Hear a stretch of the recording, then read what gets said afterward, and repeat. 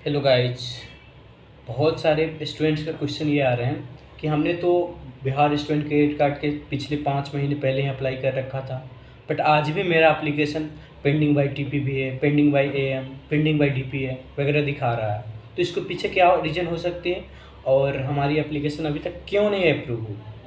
तो मैं आपको इस वीडियो में सारा प्रोसीजर बताऊंगा कि इसके पीछे रीज़न क्या रीज़न है और आपकी एप्लीकेशन अभी तक पेंडिंग क्यों दिखा रहा है और इसका सॉल्यूशन क्या है, आप इसको कैसे सॉल्व कर सकते हो और आप किस तरीक़ों को अपनाओगे कि आपका एप्लीकेशन 1 मंथ के अंदर ही आपको एग्रीमेंट कॉल आ जाएगा, मेल या कॉल या जो भी हो वो आपको हो जाएगी 1 मंथ के अंदर। ठीक है। तो गाइज रीज़न इसमें एक ही है कि जब आप एक तो सबसे पहले ये कोविड के टाइम चल रहे हैं और कोविड में तो जो भी ऑफिशियल वर्क है सबका कुछ बुरा कंडीशन चल रहा है, तो पहला रीज़न ये हो सकता है। लेकिन ये रीज़न कुछ दिन पहले हो रहा था, लेकिन अभी तो वर्किंग वगैरह सब स्टार्ट हो चुके हैं। तो गाइज इसमें रीज़न होने का एक ही रीज़न हो सकता है ना कि जब आपने अप्लाई कर रखा था स्टूडेंट कार्ड, जब आपने अप्लाई किया डीआरसीसी ऑफिस से, देन आपकी एप्लीकेशन जो अगला नेक्स्ट प्रोसीजर होती है ना वो एएम के पास जाती है। Am it means assistant manager of your DRCC office. Okay, तो उनके पास जाती है। तो उनका काम क्या होता है ना कि आपकी डॉक्यूमेंट वगैरह वेरीफाई करने के बाद वो उस एप्लीकेशन को टीपीबीए के पास भेजना। और टीपीबीए का फुल फॉर्म होता है थर्ड पार्टी वेरिफिकेशन एजेंसी। उनका काम ये होता है कि ये बताना कि रियल में वाकई में ये स्टूडेंट उस कॉलेज से पढ़ते हैं या नहीं, रियली में उनका नाम उस कॉलेज से है या नहीं। अब बस या वो स्टूडेंट ना चीटिंग वगैरह ऐसा कुछ करने की, या तो फर्जी वगैरह नहीं, तो उनका काम ये होता है बताना। तो टीपीबीए के पास आती है तो क्या होता है ना, उनके पास बहुत सारे एप्लीकेशन आते हैं। तो कभी कभी वो उनके द्वारा ये होता है कि वो कॉलेज के पास मेल ही नहीं कर पाते हैं। पहला रीजन ये हो गया, जब आपका आपका फॉर्म आपका एप्लीकेशन आपके कॉलेज के पास पहुंचा ही नहीं तो आप कॉलेज कैसे उनको रिप्लाई करेगी। तो रीज़न ये हो जाती है कि आपका टीपीबी द्वारा कॉलेज के पास भेजा ही नहीं गया। दूसरा रीज़न ये हो जाता है कि कॉलेज वाले अपना मेल आईडी भी कभी कभी कैसा होता है, उनके पास 2-3 मेल आईडी होते हैं, तो एक ही मेल को कभी एक्टिव रखते हैं, कभी 2 मेल को। यदि वो भेज भी गए हैं तो ऐसे मेल पे भेजे जिस पे आपकी कॉलेज एक्टिव नहीं है, जो मेल कॉलेज की एक्टिव है ही नहीं।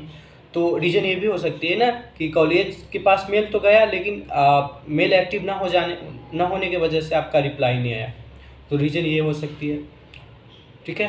और दूसरी रीज़न ये हो सकती है कि आपका एप्लीकेशन टीपीबी के पास ही रह गया, वो आपको आगे भेजे ही नहीं।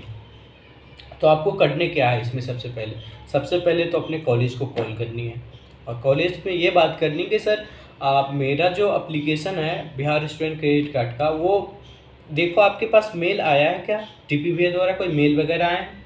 तो आपके फैकल्टी चेक करेंगे कि वाकई में आपका मेल वगैरह आया है कि नहीं। तो देखेंगे अपना मेल, यदि उनके पास मेल नहीं आया है तो आपको क्या करनी है, आपको टीपीबीए का एक कस्टमर केयर नंबर होते हैं, उनको कॉल करनी कि सर ऐसे ऐसे वाले मेरी एप्लीकेशन पेंडिंग पड़े हैं। उससे भी नहीं है तो टीपीबीए का थर्ड पार्टी का एजेंसी अपने पटना में जाकर आपको देखनी होगी कि इसका प्रोसीजर क्या है। वहाँ जाओगे तो आप बहुत सारे बच्चे रहते हैं लाइन वगैरह में, तो वहाँ आपको भी जाना है और एक एप्लीकेशन आती है, उस एप्लीकेशन को फॉर्म करने के बाद आपकी इशू क्या है, आपकी प्रॉब्लम क्या है, तो आप लिखो इसमें, फिर आपको बुलाया जाएगा, फिर बोलो। देन यदि आपके कॉलेज को मेल नहीं गया तो टीपीबी उसी वक्त आपको कॉलेज को मेल कर देगी।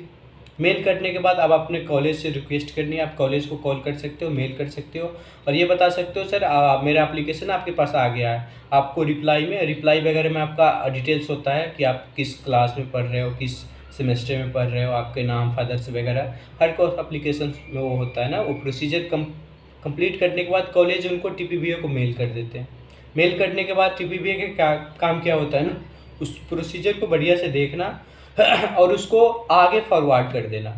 आगे फॉरवर्ड आपको डीआरसीसी ऑफिस में डीपीओ के पास हो जाती है ना, तो देन टीपीबीए द्वारा जब वर्क हो जाते हैं, टीपीबीए जब अप्रूव कर देते हैं तो आपका 90% वर्क वहीं हो जाता है। आपका 90% वर्क हो चुका है, बस 5% बचे हैं। टीपीबीए के अप्रूव होने के बाद आपको 1 वीक के अंदर एग्रीमेंट के लिए 100% कॉल आ ही जाएंगे। तो उसके बाद डीपीओ के पास जाती है। डीपीओ का काम होता है कि आपकी लोन सेंक्शन करना, कि आपको कब पैसे भेजने हैं, किस टाइम कॉलेज को सेमेस्टर फ़ी भेजनी है, कब आपको हॉस्टल या लिविंग एक्सपेंस के लिए पैसे भेजने हैं। तो ये प्रोसीजर होता है। So I think I will solve your all issues and query about DRCC and pending by TPP and DPO and okay, we will meet in next video, and bye bye and take care.